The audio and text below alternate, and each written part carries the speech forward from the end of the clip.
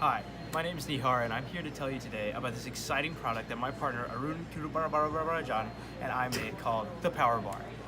You're sitting in your bed, it's at night, and you don't want to reach over to turn on your light switch because you're not that flexible. So instead, what do? You just pull out your phone, connect it via Bluetooth to the Power Bar, which sits right on top of your light switch, and you just say, turn on. And ta-da, your lights turn on, just like they are on in this room. All right, let's look at the Power Bar. Cut. So here we have our proprietary application that controls the power bar. Essentially, the power bar works with a servo motor in the back.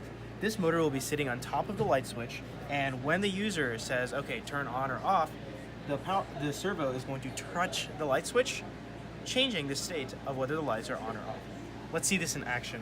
I'm gonna go ahead and send a 1. Oh, looks like it turns.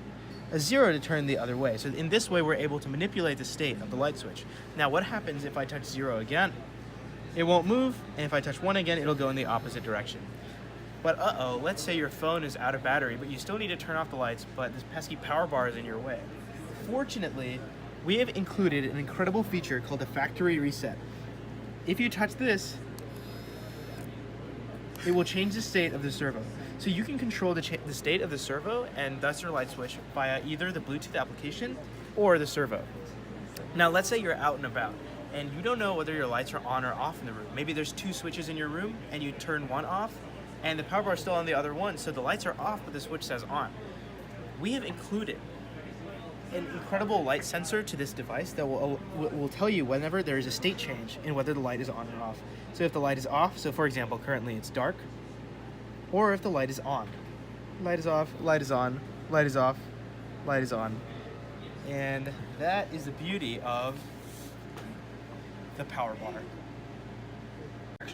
So let's see the technology that's behind the power bar.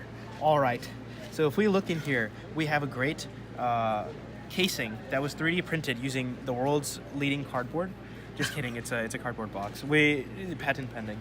So inside we have an Arduino module, or Arduino, that's powered by a 9-volt Duracell battery. And the Arduino is connected to 3 important components. So on the side we have a button, which is acting as one of our sensors, a photo sensor, which is telling us whether the light is on or off. So with a certain resistance value, we're going to be able to say that above a certain resistance value means that the light is off, and under a certain resistance value, the light is off. We chose to use 950 because that was the output that gave us those results. The button is, as I mentioned before, is used to control like the state of the servo.